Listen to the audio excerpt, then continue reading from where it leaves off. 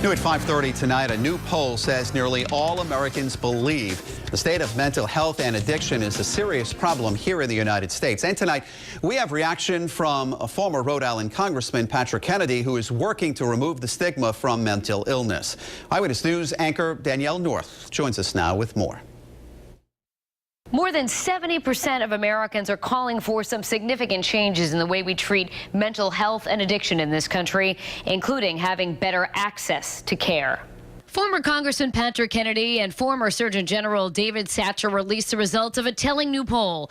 The majority of Americans are not satisfied with the way the nation cares for those struggling with a mental illness or addiction. The American people are absolutely outraged that 22 veterans take their own lives every year, and that nearly 40,000 Americans take their lives every year, and we need to reverse this direction. The poll also cites the majority of Americans want to see better research into the causes, treatment, and prevention of mental health conditions.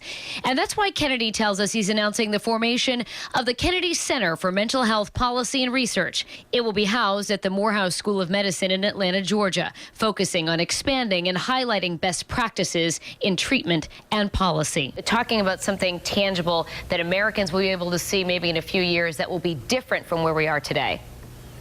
Well, today we wait until essentially you have stage 4 cancer if you're being treated for mental illness or addiction. We ought to be about early identification and treatment. That's the most effective way of treating people with mental illness and addiction, is early and often. It will not only save lives, but it'll save dollars in our healthcare system if we do it right. Now, along with researching innovation and equity in treating mental illness, the center is also going to have an emphasis on integration, making sure that all Americans have a checkup from the neck up when they visit their doctor. I'm Danielle North, Eyewitness News.